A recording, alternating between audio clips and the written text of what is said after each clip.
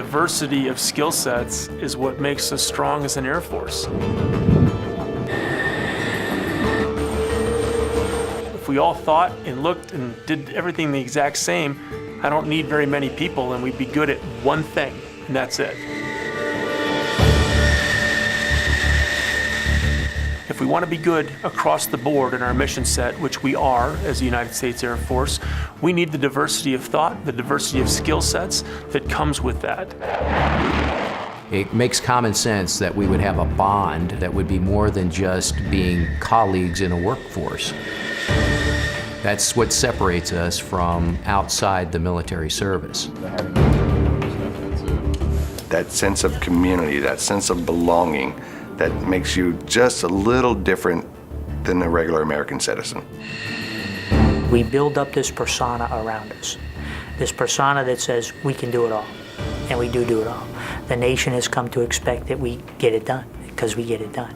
And we get it done at all costs, and unfortunately the cost that many of our airmen and their families have paid has been too great.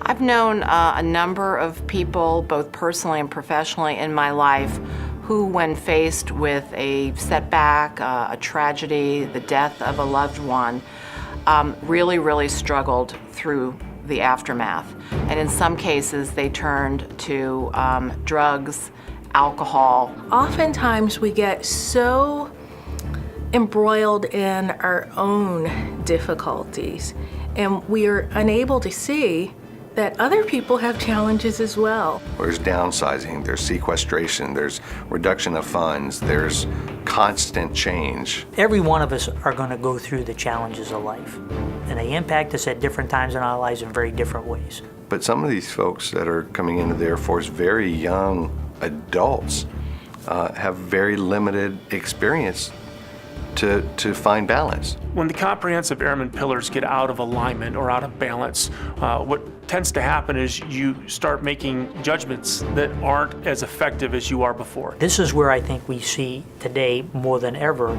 where our airmen start to isolate themselves. They start to disconnect from the community. They start to disconnect from the family because of all the demands and pressures and expectations. And that sense of hopelessness can set in. Because, I mean, I would ask you, do you think you're resilient? And most people would be like, oh, absolutely, I'm resilient. Well, how do you define that? We have not recognized the signs to say that we have really pushed our people too far.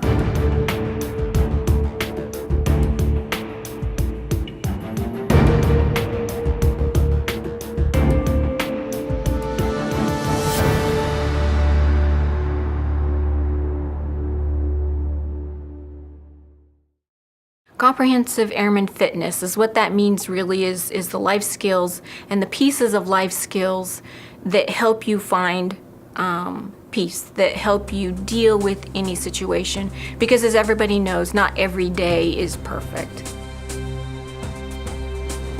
I deployed when my youngest son was 1 year old. I missed his first birthday because I was at pre-deployment training. So that was very difficult. During that deployment, there were challenges. Individuals who were deployed with me, one individual became injured and had to redeploy, and another individual, their spouse, died unexpectedly. So it was important for me as a leader to be able to handle those things and help them manage those things so that as a team we could get through them, while of course I still had to take care of myself in order to be able to better help take care of my team. To be able to help others, you first have to be able to help yourself. You have to be able to recognize it. You have to be aware of what CAF is. Whether it's, in your early years or your later years, it's that mental and emotional maturity. And then on top of that is what you have is just a personal connection with people. It's a conversation. It's getting to know people. It's reading people. And if you care about people and you take the time to care, you're always going to know when somebody's out of whack. We in the Air Force will rise and fall first and foremost because of our people. So we have great technology, great platforms, but we are an Air Force of people. And so making sure that we have people who are resilient, who have an optimistic outlook on life, who can take on a challenge and can solve a problem and can lead others through a foggy, difficult period in life or in an operation in the Air Force. These are critical skills that we have to make sure that we are building, that we are emphasizing at all times within our Air Force. The skill sets we give them now will pay dividends for their whole rest of their life. And resiliency is one of those skill sets that as you learn how to handle stressors in life, it stays with you forever. And for me, it's really finding that balance in your life to handle stress, because stress is in all of our lives. Stress is in our daily lives. It's not necessarily bad, but stress is stress, and how you manage and you deal with the stressors that you have in your life, such as with work or with family. You know, I do have a teenage daughter. I have a lot of stress in my life, but we work through it. I had prepared for years to become a diplomat. That was my dream. I wanted to work in the State Department. But when I came out of school and moved to Washington and rented my apartment and established myself and applied to the State Department, they did not select me to join the State Department. And so this was devastating. I remember being completely devastated as a young person and feeling like I had just wasted 7 or 8 years of my life. And what was I going to do now? We use the analogy of flying an airplane. As an instructor, I will let the student fly the airplane until they put it into a dangerous situation, and then I will take the airplane back. We will put the plane wings level in a climb, have a little debrief about what happened, and then we will let the student fly the airplane again. And we usually find ourselves not running into those same situations again, and it's because they've now learned to overcome those mistakes. And before you know it, from that first failure, I have spent my entire career in defense. And as I look back, I could not possibly have had a more meaningful, important, and fulfilling career. So I'm actually grateful for that first failure, for that first curveball that I was thrown in life, because it allowed me to walk through a brand new door that I otherwise would not have had. But the strength that we will garner from each other as a collective family, a team, will always propel us to where we need to be. And if every airman believes that, if we treat each other with the dignity, the respect, and we have that level of trust, we will get through every challenge. And I believe that is what has carried us through our challenges. Because we had great leaders that just took time with us, that taught us to be good humans, be good citizens, be good people, and care about the people around you. So it's a lifestyle, okay, is what we're talking about. It's not a program, it's a lifestyle, and making sure that your life is as good and as healthy as it possibly can be. I mean, there are lots of programs out there that can help feed and support the idea of resiliency for an airman, resiliency for our community, resiliency for our family members, and the different pillars in that. But those programs come and go and evolve and change over time. But the general idea, the culture, the environment, the necessity of being a resilient airman, a resilient community, that never goes away. I know that there are certain aspects that I was applying to my day-to-day activities to balance myself out, okay? There was a lot going on at the time. I had set a lot of high goals for myself. In order for me to accomplish that, and oh, by the way, be a good husband to my wife, and then to be a good father to my daughters, I have to have a balance in my life to be able to do that. So these 4 pillars, mental, social, physical, and spiritual, are critically important to all of us. It's a way of life, and if you make sure that you're addressing those aspects every single day, you're going to be a stronger, more fit, a better professional airman than if you weren't doing those things. And then when the day comes where you do have a crisis or a challenge in your life that's going to come your way, you're going to be able to work through that process, you're going to work through that challenge, and you're going to come out of it stronger, better, not only as an airman, but as a person as well. Resiliency for me, I like to use the analogy of it's the bobber in the ocean. So the bobber floats along on the water on the ocean, waves come down, hit the bobber goes under the water, pops right back up. It's the ability to have that happen. We're gonna get knocked underwater once in a while as a bobber, but we find a way to come right back up. The combination of the Comprehensive Airman Fitness Program, resiliency, and our core value within the Air Force of being good wingmen, these three are extremely complementary, and they're integral to the future of our Air Force, because of course the future of our Air Force hinges on having terrific people who can work their way through problems, who can remain optimistic even when a situation is ambiguous or tragic in some cases.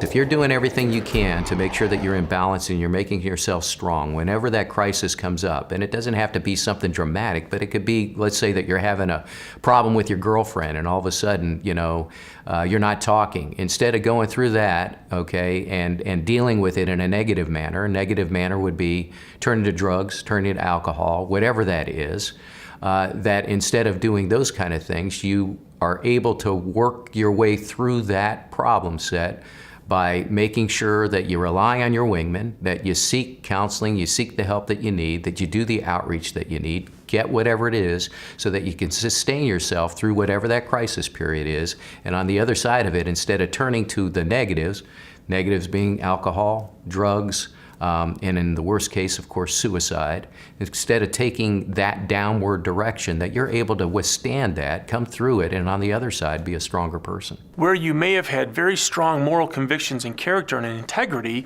which is what we are looking for, that use of a substance or abuse of a substance can impair that now and put you in a vulnerable situation where you're less likely to uphold those standards that you've held so strongly before. This is what we all have to strive to do, and as leaders, I try to emphasize that we need to look out for one another. We need to be good wingmen for one another. We need to be more involved with one another, show empathy, understand a little bit better what's going on in the lives of others, and walk in their shoes.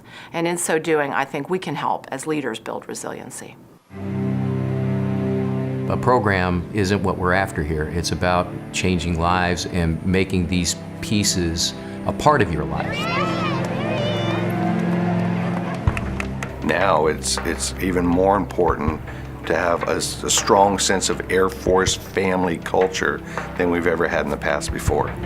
Being resilient helps us handle any of life's challenges, whether they're really minor, getting stuck in traffic, or all the way up to significant life changes, such as the loss of a family member or significant illness.